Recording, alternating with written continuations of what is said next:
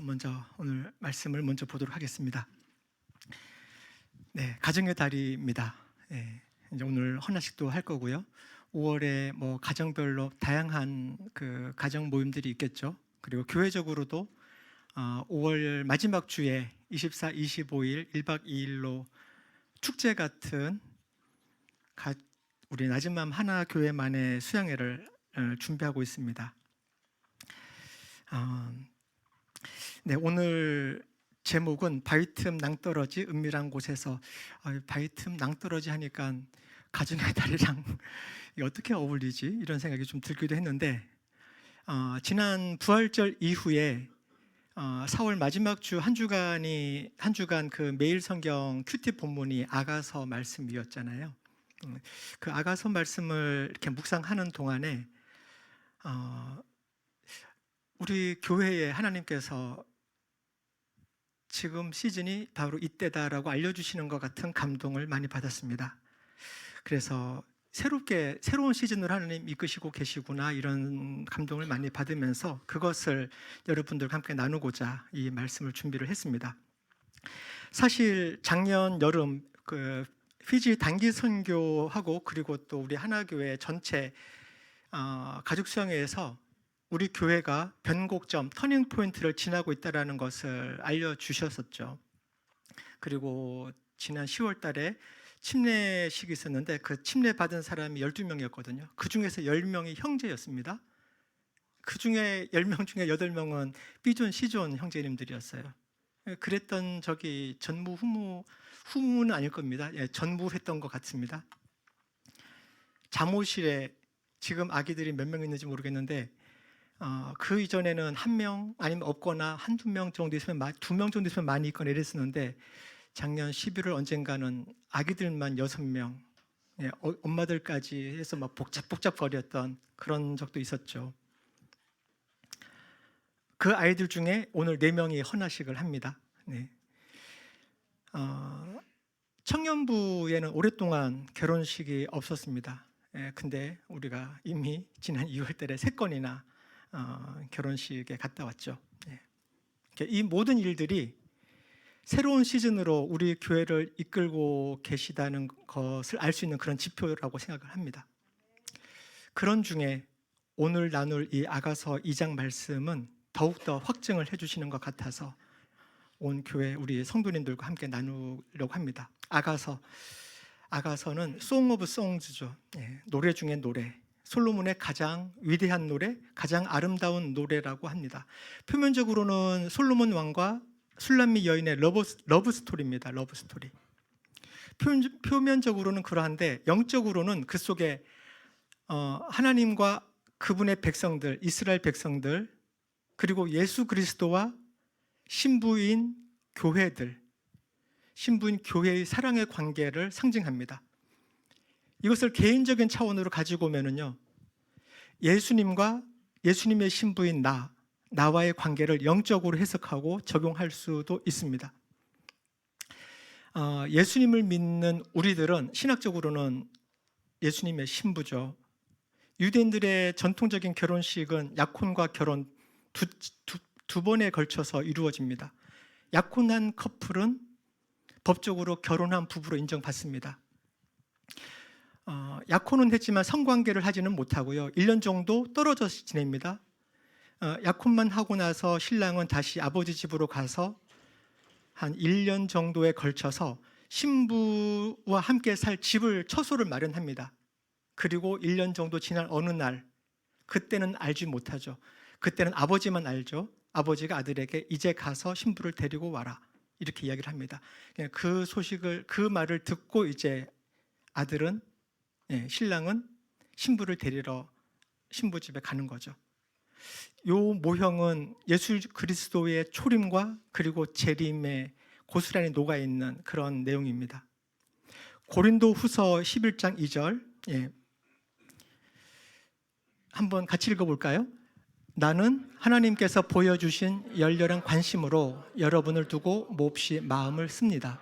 나는 여러분을 순결한 처녀로 그리스도께 드리려고 여러분을 한 분 남편 되실 그리스도와 약혼시켰습니다. 바울은 우리를 한 분 남편 되실 그리스도와 약혼시켰다고 합니다. 이미 약혼했기 때문에 법적으로 예수님과 우리는 그죠? 신랑과 신부 관계가 되죠. 예수님과 신부인 교회의 결혼의 완성은 다가오는 시대에 곧 있을 것입니다. 그것이 우리의 믿음입니다. 요한계시록 19장 7절도 같이 읽어보겠습니다. 시작. 기뻐하고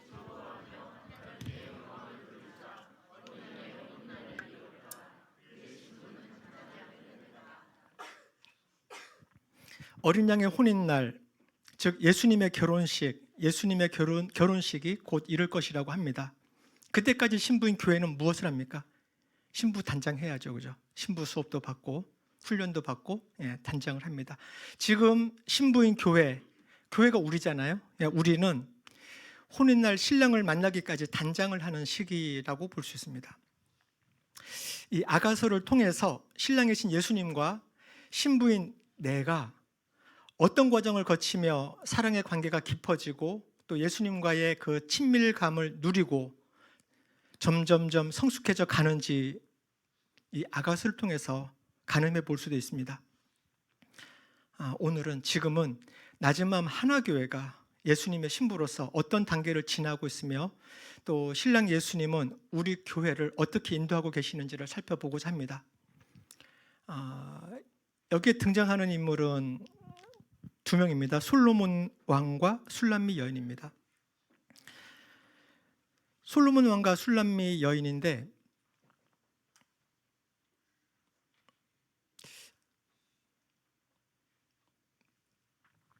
솔로몬 왕은 예수님으로 또 술람미 여인은 교회 또는 나로 이렇게 등치시켜서 볼 수 있습니다. 솔로몬 왕을 일컫는 이 아가서 상에서 일컫는 명칭은 나의 사랑하는 자, 사랑하는 이, 사랑하는 임 이런 식으로 나오고요. 술람미 여인을 일컫는 그 호칭은 나의 사랑, 나의 어여쁜 그대, 나의 귀여운 그대 이런 식으로 나옵니다. 물론 이제 개역 개정이냐 뭐 새 번역이냐에 따라서 좀 다르긴 합니다. My beloved, my love, my beautiful one, my fair one 이런 식으로 나오기도 합니다. 그렇기 때문에 지금 이제 이후에 제가 말씀을 드릴 때는 예수님 또는 교회, 나 사랑하는 이 나의 사랑을 막 섞어가면서 막 쓸 텐데 이렇게 문맥상 이제 다 이해는 되실 겁니다. 섞어가면서 쓰더라도 이제 잘 따라와 주시면 되겠습니다. 오늘 본문은 아가서 2장 10절부터 15절입니다. 먼저 읽고 보겠습니다. 아가서 2장 10절부터 15절까지입니다. 제가 먼저 읽겠습니다. 10절. 사랑하는 이가 나에게 속삭이네. 나의 사랑 그대 일어나오. 나의 어여쁜 그대 어서 나오오.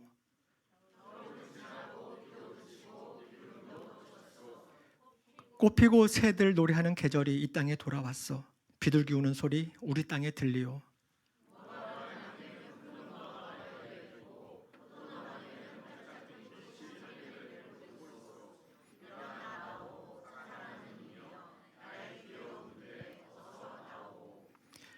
바위 틈에 있는 나의 비둘기여, 낭떠러지 은밀한 곳에 숨은 나의 비둘기여, 그대의 모습, 그 사랑스러운 모습을 보여주오. 그대의 목소리, 그 고운 목소리를 들려주오.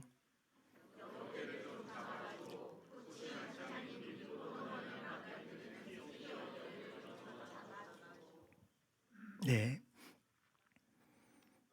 이거 찬찬히 음미하면서 읽어봐야 될 텐데 좀 이따 시간이 좀 남으면 그렇게 한번 해보는 시간 갖겠습니다. 10절에 보니까 사랑하는 이가 나에게 속삭이네. 사랑하는 이가 예수님이겠죠, 그죠? 솔로몬 왕입니다. 또 예수님이라고 우리가 생각을 할 수 있습니다. 사랑하는 이가 나에게 속삭이네. 근데 지금 사랑하는 이가 속삭이고 있는 그 위치가 어딘지를 앞에 9절에서 한번 보면은요. 사랑하는 나의 임은 노루처럼 어린 사슴처럼 빠르구나. 벌써 우리 집 담 밖에서 벌써 우리 집 담 밖에 서서 창 틈으로 기웃거리며 창살 틈으로 엿보는구나. 이렇게 나오네요. 그죠? 우리 집 담 밖에 서서 사랑하는 나의 임이 지금 보고 있는 겁니다. 나를 보는데 지금 나는 집 안에 있고요. 담 벽 안에 있고요.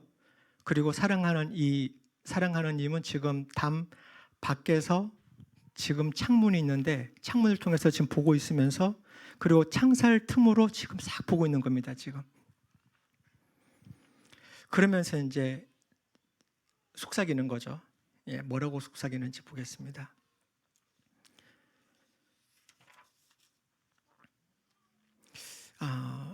담 안에 있으면은 어떨까요? 담 안에 있으면 지금 이제 여기에서 이제 나는 담 안에 있는 존재잖아요, 그죠? 여인은 지금 담 안에 있습니다. 교회는, 나는 담 안에 있습니다. 담 안에 있으면은, 담 안에 있다라는 말은요, 이제 예수님을 막 영접하고 예수님을 믿고 너무 좋은 상태예요. 너무 좋고 예수님과 함께 누리고 하나님이 공급해 주시는 그 모든 것들을 누리는 상태들, 뭐 다른 거 걱정할 것들이 없는 상태. 좋아요, 친밀감, 인티머스, 무한한 공급 누리고 평안해요. 아주 그런 상태입니다. 세상의 문제와 또 다른 사람들의 필요, 요구, 이런 것들은 나랑 관계없는 일에 차단됐습니다. 이 벽이 딱 차단시켜 버렸어요. 나는 오로지 그 벽 안에 있으며 그 방 안에 있으면서 지금 하나님과 또 예수님과 이렇게 친밀감을 누리고 있는 이 상태, 이게 너무 좋은 거예요. 뭔가 믿음을 걸기 위해서 뭔가 모험을 해야 되거나 이렇게 할 필요도 없는 상태. 그렇게 위험하게 어떻게 믿음을 걸어? 예, 믿음을 걸 필요가 없는 그 상태에 그것을 막아주는 벽입니다. 그게 담이에요, 담. 그 담 안에 있는 거죠. 일종의 안전지대, 컴포트 존, 거죠. 예, 안전지대라고 할 수 있습니다.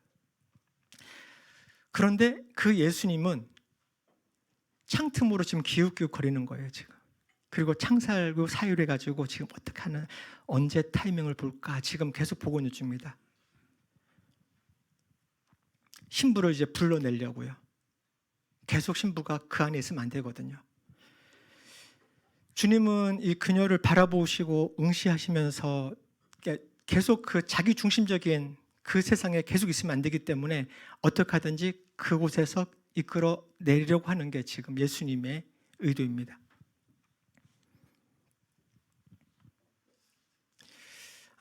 예수님의 그 열망, 예수님의 소망은요, 교회가 자기 중심적인 세상에 이렇게 갇혀 있지 않고 그곳에서 나와서 열방을 향한 예수님이 가지고 있는 그 비전을 교회도 동일하게 붙들기를 바라십니다. 그렇기 때문에 지금 그 창살 틈으로 우리를 보고 있다고요. 그렇죠. 우리가 경험한 바잖아요, 그죠? 하나님은 아주 다양한 방식으로 우리가 머물러 있는 그 안전지대에서 나오도록 도전하십니다. 새로운 관계, 새로운 사역, 새로운 장소로요. 그죠? 우리가 경험한 바잖아요. 새로운 장소로 이끄시고는 새롭게 도전을 하시는 겁니다. 새로운 직업으로. 예.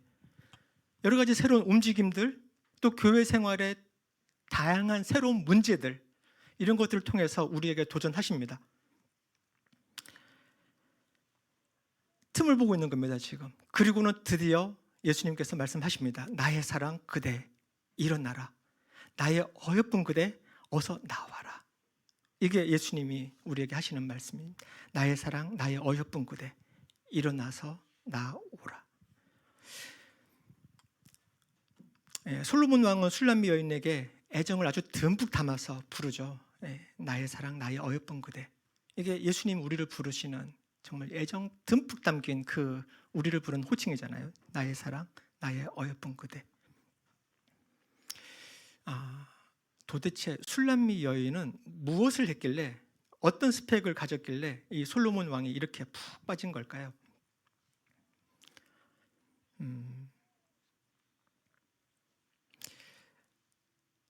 아가서 1장 5절에 보면은요.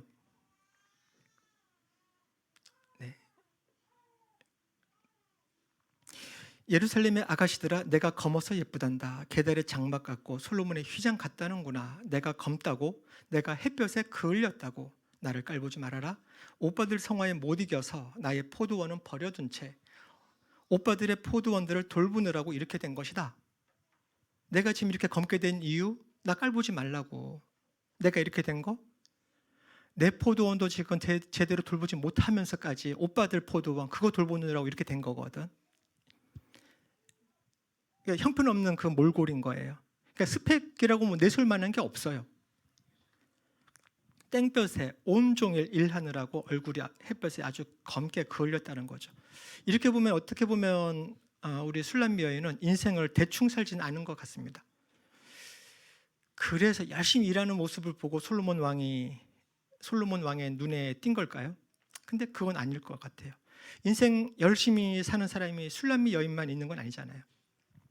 술람미 여인이 사랑을 받는 이유는 한 가지예요.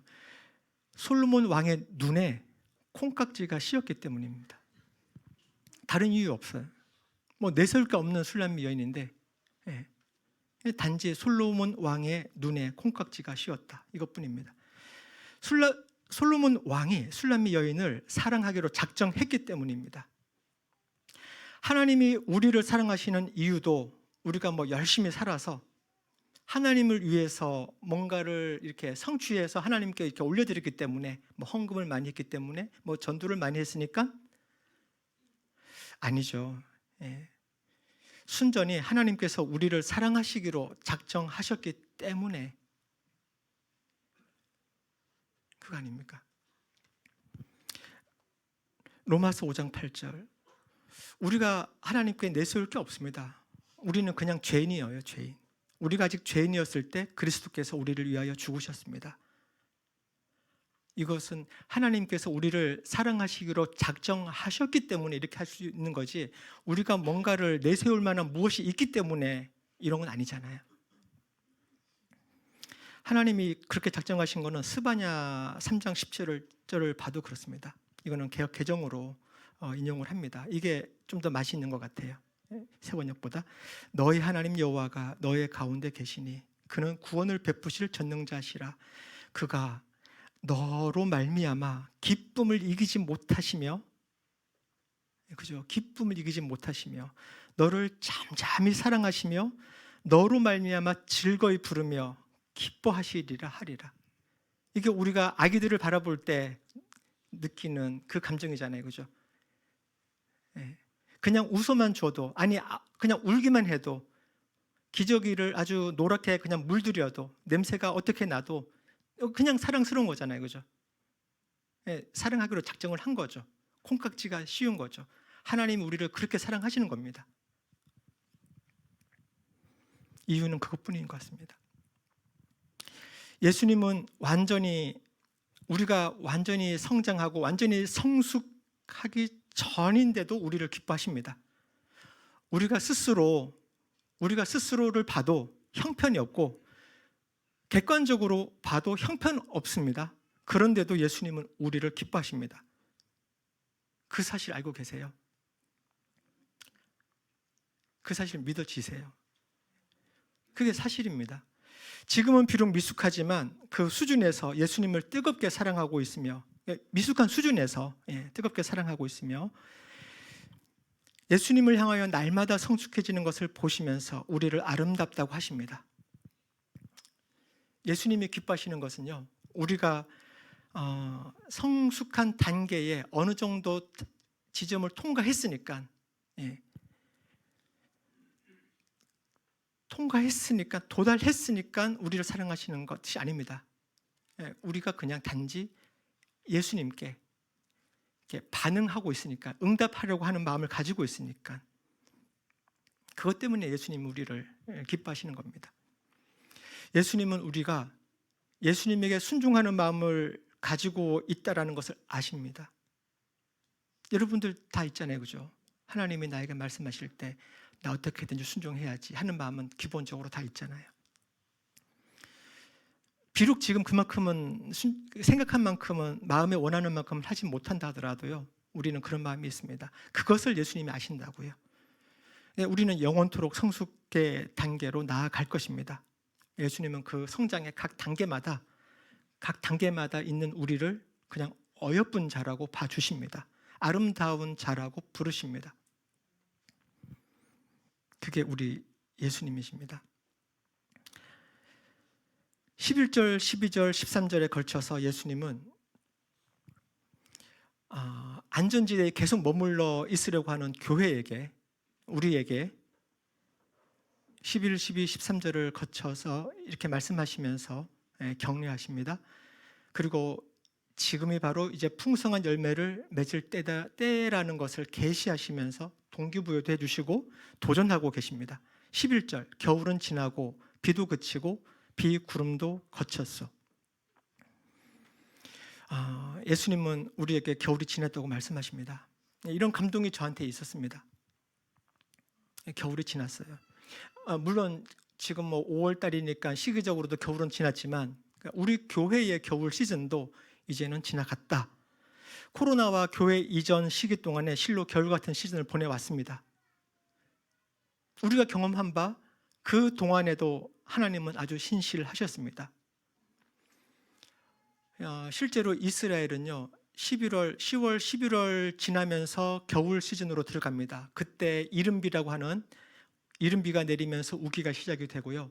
그리고 3월 말쯤 해서 늦은 비라고 해서 이제 그 사이가 우기죠. 겨울입니다. 마침 어제 비가 왔죠. 오늘은 그치고 아주 비구름도 거쳤습니다. 12절에 꽃 피고 새들 노래하는 계절이 이 땅에 돌아왔어. 꽃들이 핀다는 것은 곧 이어서 열매가 맺히고 추수할 때가 온다는 징조입니다. 뭐 이제 꽃 피었는데 뭐 열매는 무슨. 아니요, 그 징조라고요. 꽃이라는 것이. 꽃 피고 새들 노래하는 계절. 아까 처음에 말씀드린 것처럼 축제와 같은 가족 수양회를 5월 24일, 25일 1박 2일로 지금 하려고 합니다. 본격적으로 준비하기 위해서 지난 화요일에 그 수양회 장소인 팀 수양관에 답사를 갔다 왔습니다. 지난 겨울에 1차로 갔다 왔을 때 그때는 아주 황량했거든요. 1월 달에 아주 황량한 분위기였었는데 13절처럼 무화과나무에는 푸른 무화과가 열려있고 포도나무에는 활짝 핀 꽃이 향기를 내뿜고 있어. 이 말씀처럼요.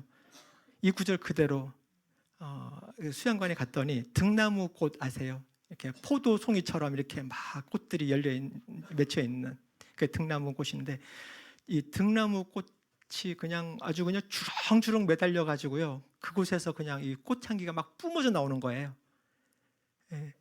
벌들이 뭐 수십 마리의 벌들이 정신을 못 차리고 막 날아다니고 그죠? 꽃들 나비들도 그러하고요. 저도 정신 못 차리겠어요. 그곳에 여러분들이랑 같이 가려고요. 기도하기 좋은 때입니다. 예배 드리기도 좋은 때고 뭘 해도 좋은 때입니다. 근데 예수님은 곧 다가올 이 추수의 징조들, 꽃이잖아요, 그죠? 꽃이 피었다고 합니다. 활짝 피었다고 합니다. 푸른 무화과, 이 푸른 무화과 이후에 이것이 점점 익어가는 거죠. 지금이 바로 그런 시즌입니다. 추수의 첫 단계입니다. 이미 시작이 되었다고 합니다. 우리 교회에게 믿음 안에서 성숙해 가자라고 예수님이 말씀하시는 것 같습니다. 우리가 미숙한 소녀로 머물지 말라고 권면하고 계십니다. 예수님의 신부가 아주 성숙한 신부가 되기를 원하십니다. 예수님이 12 제자와 같이 거닐다가 다가올 추수에 대해서 격려하셨습니다. 요한복음 4장 35절 말씀에 이렇게 나오죠. 너희는 넉 달이 지나야 추수 때가 된다고 하지 않느냐? 그러나 나는 너희에게 말한다. 눈을 들어서 밭을 보아라. 이미 곡식이 익어서 거둘 때가 되었다.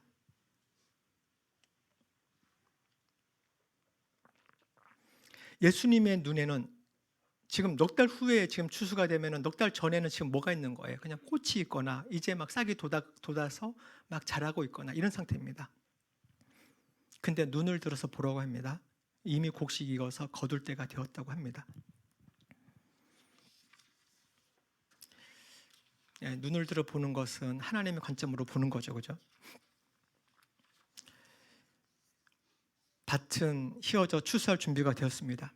이 말을 듣고 사도들은요, 제자들은 자기들의 직업을 내려놓습니다. 집도 포기합니다. 그리고 예수님을 따라다니고 열심히 배웁니다. 그리고 열심히 전도도 해보고 열심히 추수하려고 하지만 그닥 추수가 잘 되지 않았어요. 3년 후에 이렇게 말씀하신 지 2년, 3년이 지난 후에 어느 날 오순절에 예루살렘의 부흥이 시작이 되었습니다. 그리고 후에는 사도행전에 나오는 부흥들이 쭉 이어졌습니다. 당시 이때 예수님이 말씀하셨을 때 이 제자들은 많은 사람들을 주님께 인도하지는 못했습니다.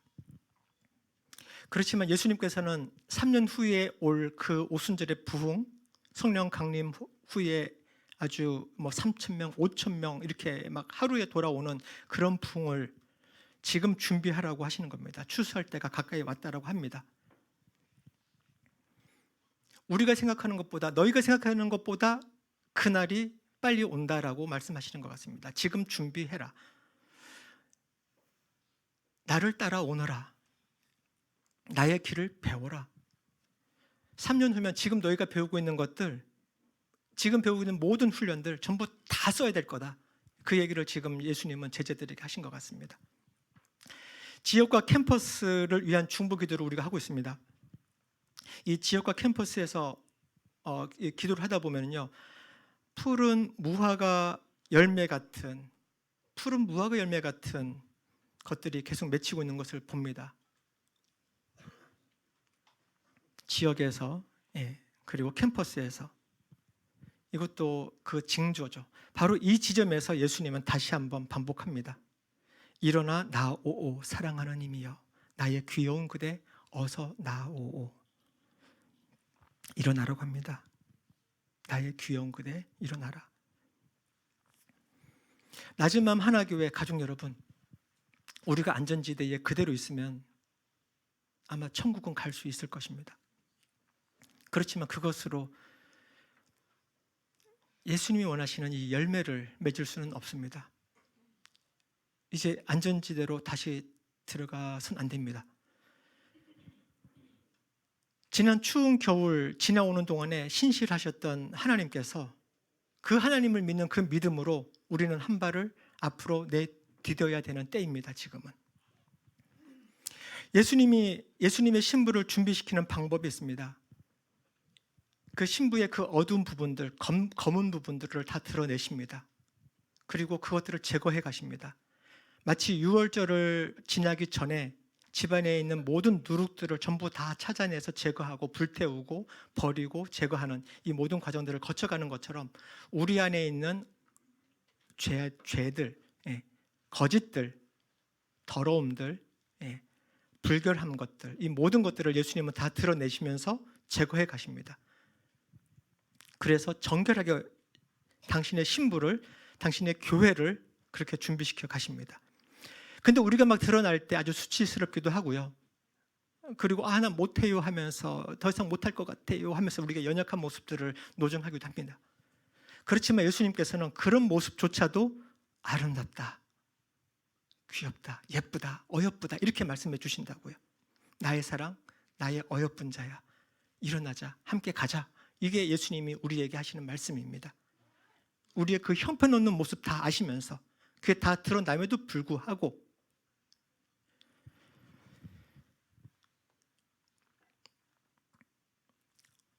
14절, 바위 틈에 있는 나의 비둘기여, 낭떠러지 은밀한 곳에 숨은 나의 비둘기여. 예수님은 우리가 안전지대에서 나가는 것을 우리가 두려워하고 있는 것을 요것도 알고 계세요. 잘 안 될 것 같은데, 어떻게, 안 될 것 같은데, 요 마음을 알고 계시다고요. 그렇지만 또 그 두려움에 맞서가지고 한 발자국 내디뎌 봐야지라고 결심하는 것도 알고 계세요. 한 발자국 내디디면서 그 두려움을 맞서고 싸워보려고 하는 요걸 보시는 예수님의 기쁨이 아주 큽니다. 그 모습이 아름답다고 선포하시면서 아주 부드러운 애정의 마음을 담아가지고 나의 사랑, 나의 어여쁜 자 이렇게 부르신다고요. 우리는 실패할지도 모릅니다. 아니요, 실패했죠. 많이 실패해봤잖아요, 그죠? 그때 베드로에게 하신 것처럼 우리에게도 이렇게 말씀하실 것입니다. 베드로에게 이렇게 말씀하시죠. 네가 두려워서 3번이나 나를 부인할 거 나 알고 있어. 너의 육신이 연약한 거 내 알고 있다고. 그렇지만 너 육신이 약해가지고 또 두려워서 그렇게 하지. 그렇지만 너의 마음 깊은 곳에서는 아주 자원하는 마음도 있잖아. 나 그것도 알고 있어. 괜찮아. 마태복음 26장 41절에 시험에 빠지지 않도록 깨어서 기도하여라. 마음은 원하지만 육신이 약하구나. 이 구절에 예수님의 그 부드러운 마음이 잘 드러나고 있습니다. 아가서 2장 14절 이 말씀은요,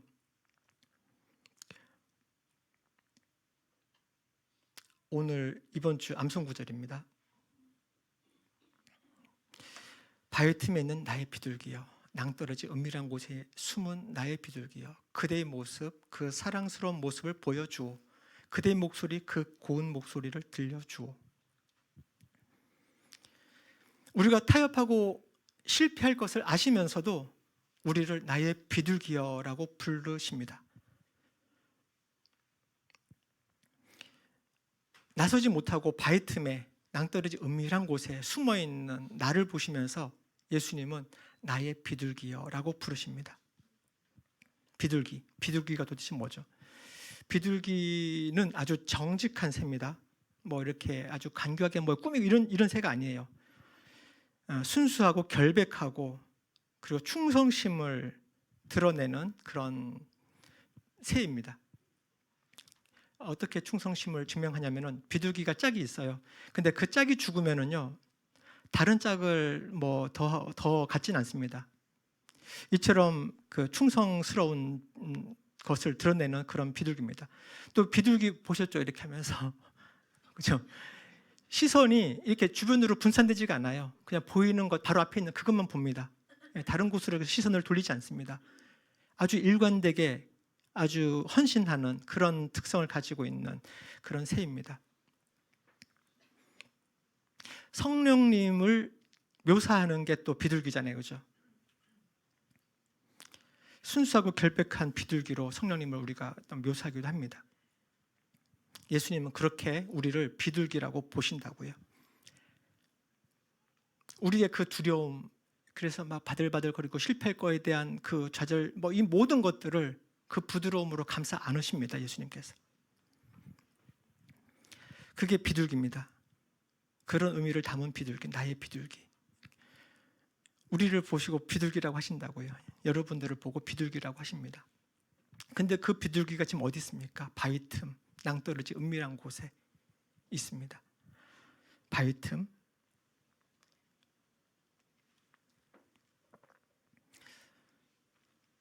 바울이 예수님에 대해서 이렇게 말합니다. 모세 시대에 이스라엘 민족을 따라다니는 영적인 반석, 이렇게 이야기를 했습니다. 네.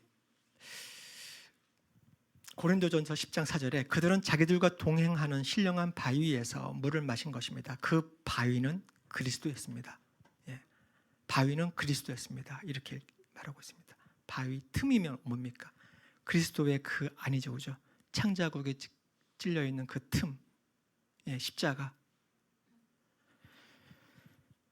출애굽기 33장 22절에는 나의 영광이 지나갈 때에 내가 너를 바위 틈에 집어넣고 내가 다 지나갈 때까지 너를 나의 손바닥으로 가리워 주겠다. 이 장면은 모세가 하나님께 요청을 하죠. 하나님의 영광을 보여주세요.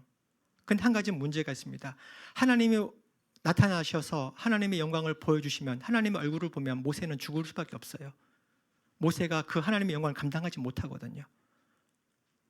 그렇지만 하나님은 자신의 모습을 드러내시면서 영광이 지나가는 동안에 그 바위 틈에 그리고는 덮습니다. 그리고 뒷모습을 볼 수 있도록 해줍니다. 그때 바위 틈이에요. 죽지 않고 하나님을 볼 수 있는 바위 틈. 구원의 예표죠, 그것도. 하나님이 우리를 바위 틈에 숨기십니다. 바위 틈에. 예.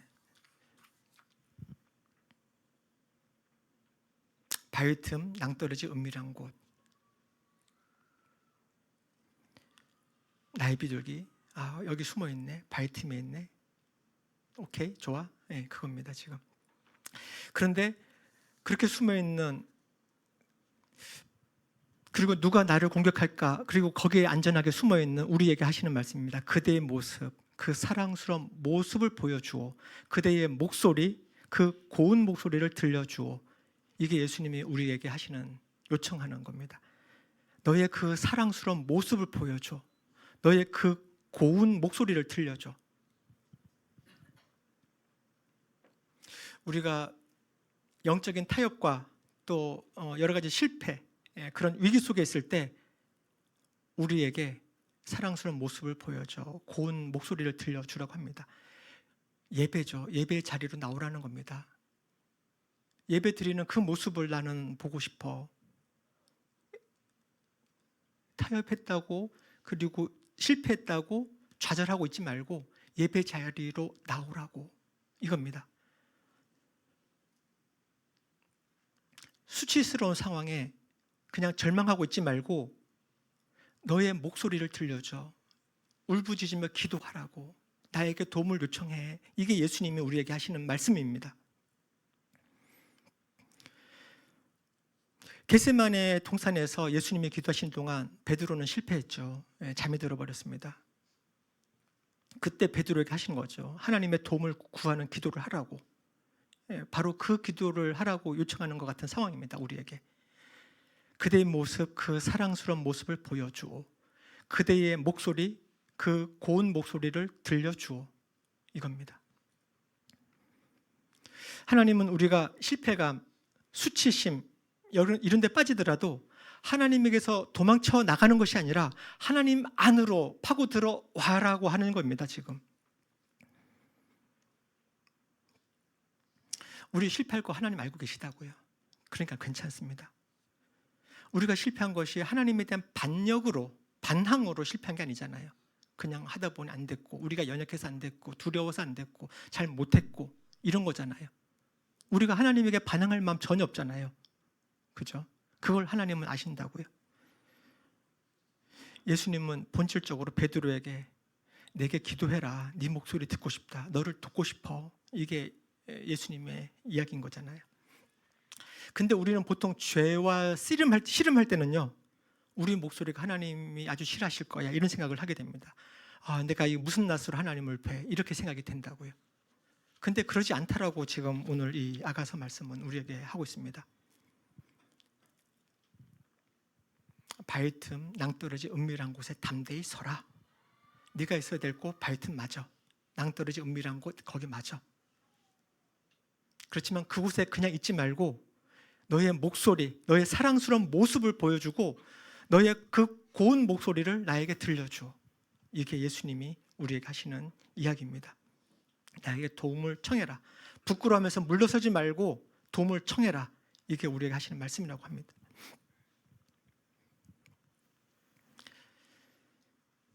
너 힘만으로 하지 말고, 너 힘만으로 안 되잖아. 우리 경험한 바 아닙니까? 우리 힘만으로 안 됐잖아요. 우리 힘만으로 할 것이 아니라 예수님께 도움을 요청하라고요. 그래서 저희가 이 축제 같은 가족 수양회를 준비하기도 하지만 하나님께서 이곳으로 새로운 장소를 통해서 안전지대에서 벗어나게 하시고 도전하게 하신다고 했잖아요.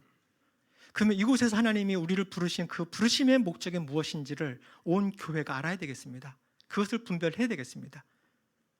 그것을 우리가 정확하게 알고 온 교회가 그렇게 동의하고 그렇게 찾아가고 해야 되지 않겠습니까? 우리의 사랑스러운 모습을 하나님께 보여드리는, 우리의 고운 목소리를 하나님께 들려드리는 그런 시간들을 좀 가지려고 합니다. 그래서 두 번째 주 5월 10일 주간에 일주일간 전교인 기도하는 시간을 좀 가지려고 합니다. 예배드리고 기도하는 시간을 가지려고 합니다. 자세한 내용은 후에 더 광고를 하도록 하겠습니다. 예수님께서 우리의 목소리를 듣고 싶어 하십니다. 우리의 그 예배드리는 모습을, 사랑스러운 모습을 보고 싶어 하십니다. 소리내서 기도하고 목소리 높여서 우리의 예배를 드리고 그렇게 했으면 좋겠습니다. 성경 읽는 소리, 찬양하는 소리, 기도하는 소리, 통회 자복하는 소리, 복음 전하는 소리, 이 모든 소리들을 예수님은 듣고 싶어 하십니다. 일어나서 함께 가는 겁니다.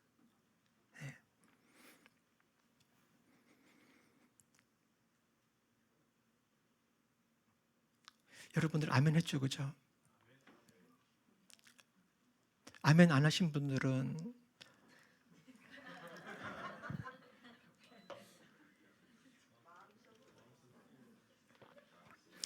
근데 우리 교회는 아멘으로 이렇게 막 훈련되어지거나 뭐 그런 교회가 아니니까.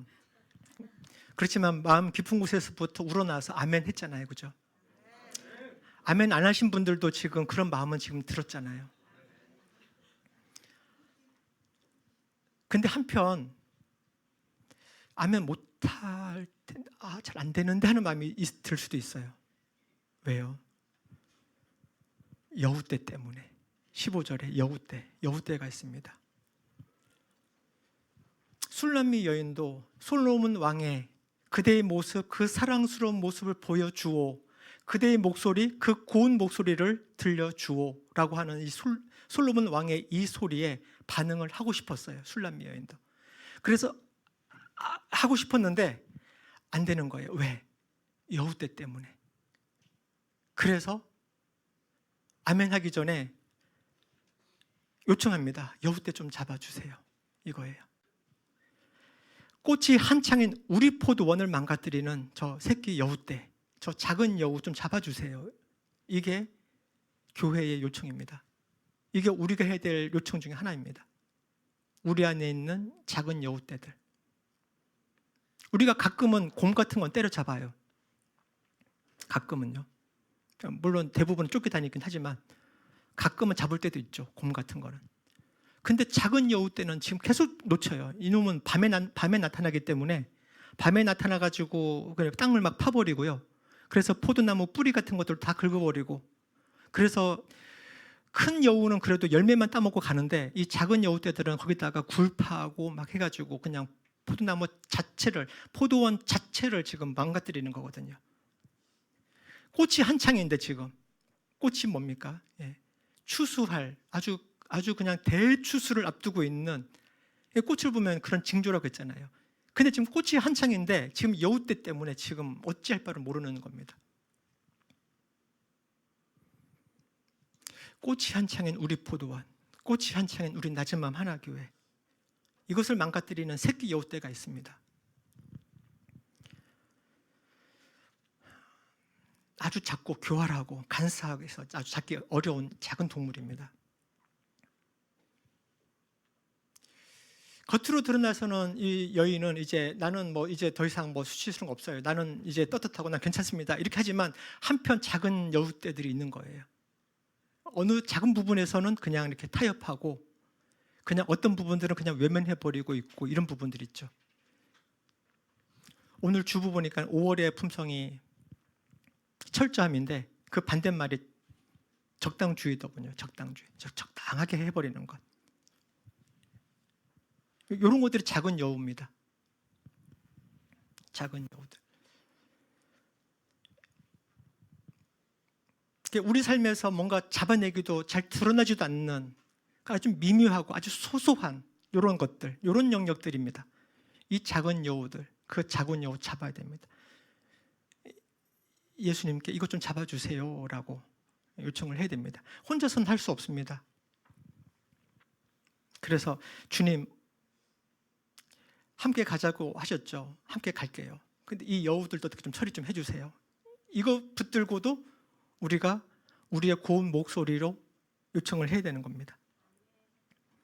포도원을, 꽃이 한창인 우리 포도원을 망가뜨리는 새끼 여우떼. 각 개인별로도 마찬가지겠죠. 개인의 삶에서 개인의 삶을, 포도원을 허물어버리는 그 작은 여우떼들. 우리 각 셀을, 낮은 마음 하나교회 전체 포도원을 망가뜨리고 있는 그 작은 여우떼. 어릴 때 쥐 일제 뭐 잡기 뭐 이런 게 있었는데, 작은 여우떼 잡기 기간 뭐 이렇게 좀 해서 좀 잡았으면 좋겠습니다.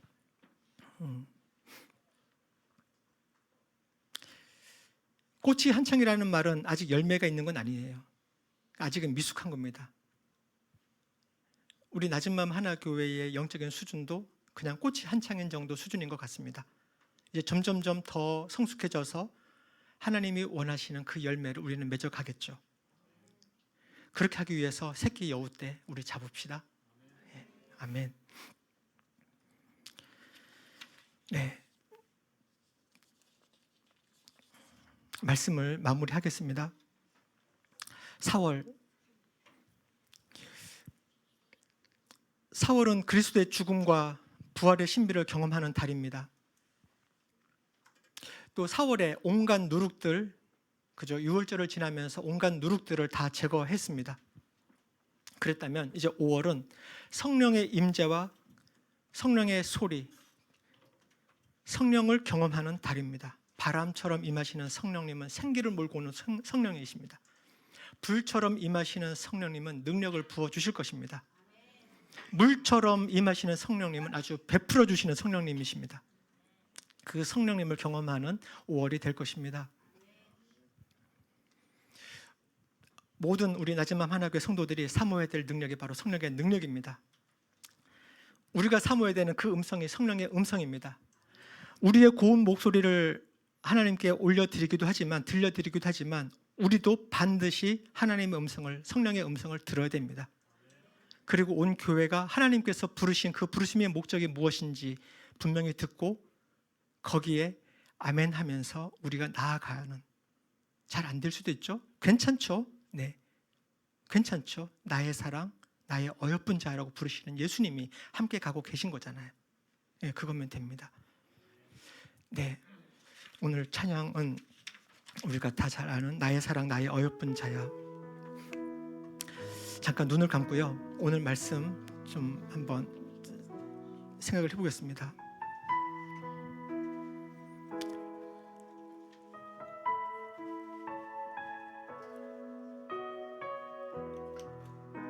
눈을 감고 그냥 가만 들어주세요.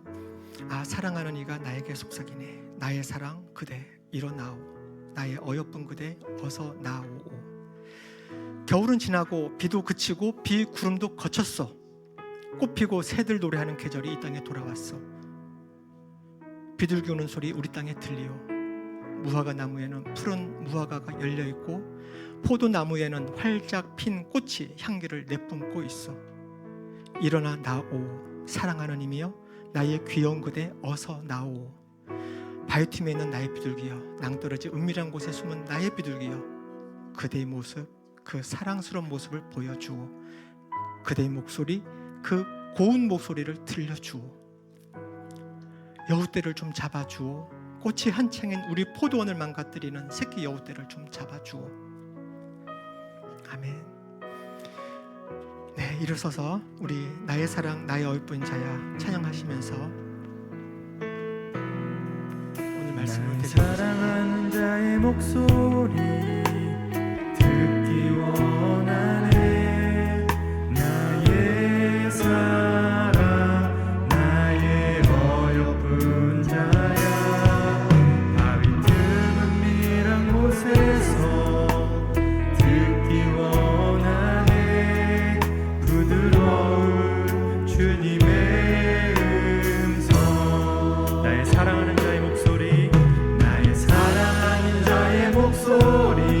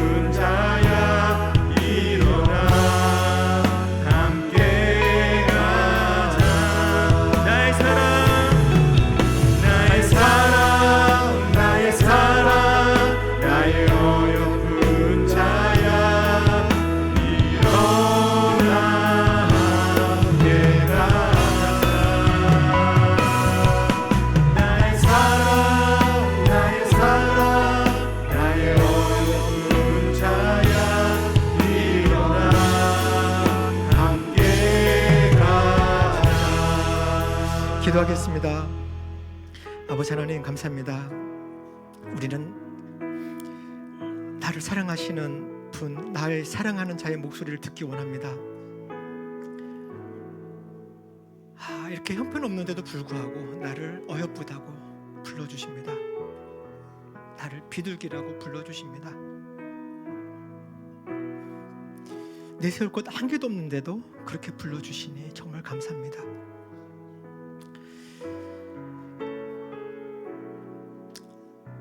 네, 우리의 사랑스러운 모습 주님께서 보고 싶어 하시는데 네, 보여드리겠습니다. 주님께서 우리의 고운 목소리를 듣고 싶다고 하시는데 네, 들려드리겠습니다. 근데 우리 안에 있는 이 여우떼들, 이 새끼 여우떼 주님 잡아주십시오.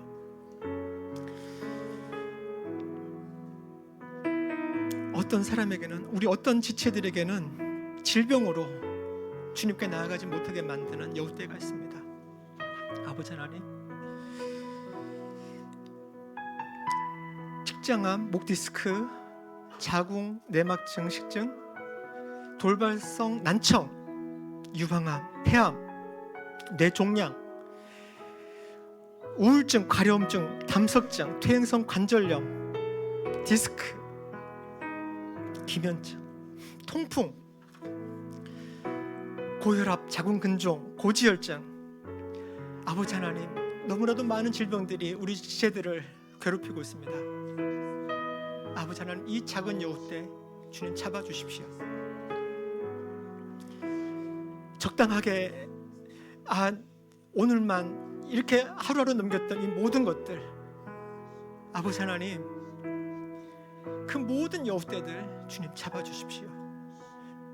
어떨 때 제가 한번 잡아보려고 해보지만 잘 안 됐습니다. 그거 가지고 나옵니다. 주님 잡아주십시오. 아버지 하나님, 우리가 함께 기도하며 함께 예배하며 아버지 하나님 앞에 서 있겠습니다. 주님의 음성을 우린 들어야 되겠습니다. 나의 사랑하는 자의 목소리를 우린 들어야 되겠습니다. 주님 역사하여 주십시오. 함께하여 주십시오. 감사합니다. 예수님 이름으로 기도했습니다. 아멘.